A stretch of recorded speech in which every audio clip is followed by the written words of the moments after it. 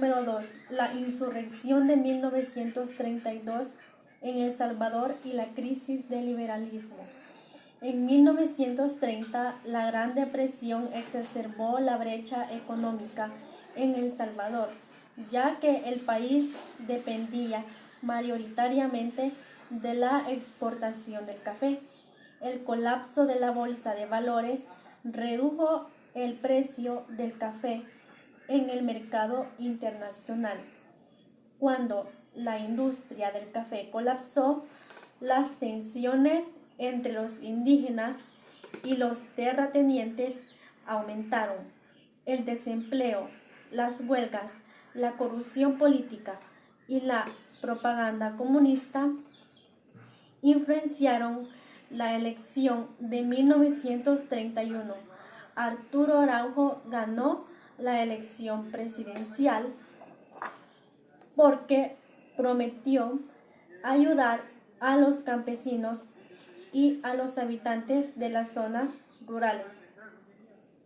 En su campaña, Arturo y sus partidarios habían prometido tierras para obtener apoyo. Una vez en el poder, le fue imposible cumplir con sus promesas. Su administración se caracterizó por la falta de organización, pero fueran cuales fueran sus habilidades gerenciales, los limitados recursos del Estado no dejaban de disminuir. Cualquier reforma social era imposible. Inclusive, los soldados del ejército dejaron de recibir sus salarios puntualmente. Araujo perdió rápidamente el apoyo del ejército y de los hombres de negocio. Levantamiento campesino. En enero de 1932, la prensa publicaba reportajes sobre temores de un levantamiento.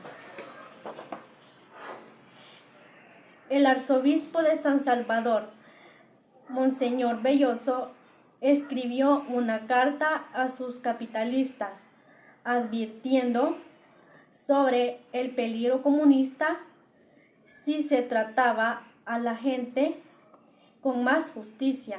Nos permitimos preguntar: 1.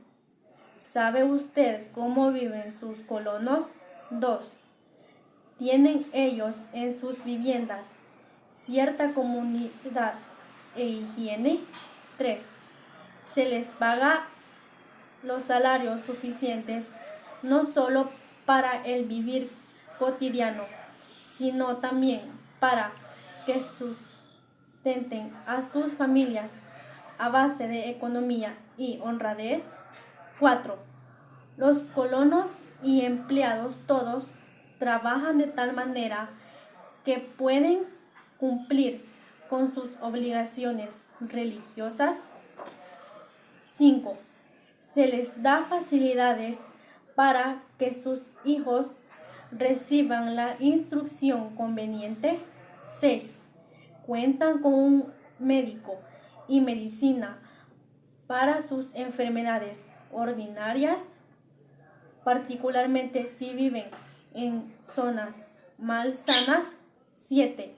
No se abusa de la debilidad de los niños, obligándoles a trabajos incompatibles con su edad. Se impone a las mujeres, sobre todo a las que son madres, obligaciones que les imposibilitan atender a sus niños. Si todos los patronos tratan a sus trabajadores de modo que no se deje sin una sola de estas cosas sin cumplir, creemos y estamos seguros de ello, que el peligro comunista quedará completamente conjurado. 290, revista Historia, número 49 a 50, enero-diciembre de 2004, página 287 a 316. La dictadura del general Maximiliano Hernández Martínez y la matanza. En diciembre de 1931, Maximiliano Hernández Martínez lanzó un golpe de Estado que derrocó al presidente Arturo Araujo. Las tensiones entre los indígenas, los campesinos, los terratenientes y la Guardia Civil aumentaron justo cuando el Partido Comunista se volvía más activo. Cansados de la inestabilidad y corrupción política, la desigualdad económica y social, Agustín Farabundo Martí y Feliciano Ama de Izalco encabezaron una insurrección campesina el 22 de enero de 1932. Miles de indígenas armados con machetes se rebelaron contra los terratenientes y la Guardia Civil en el oeste del país. El epicentro del levantamiento fue Izalco.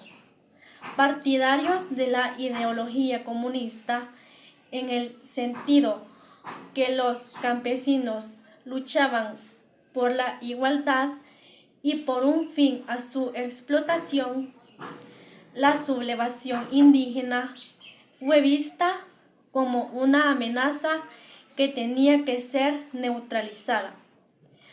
Ante el levantamiento, el presidente Maximiliano Hernández Martínez ordenó la matanza a todo aquel que pareciera indígena.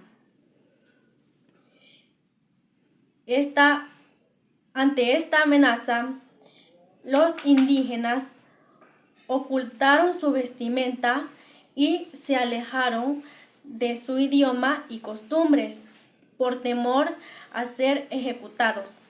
Más de 30,000 indígenas y campesinos fueron fusilados en lo que llegaría a ser la matanza, y en algunos casos hasta pueblos enteros desaparecieron.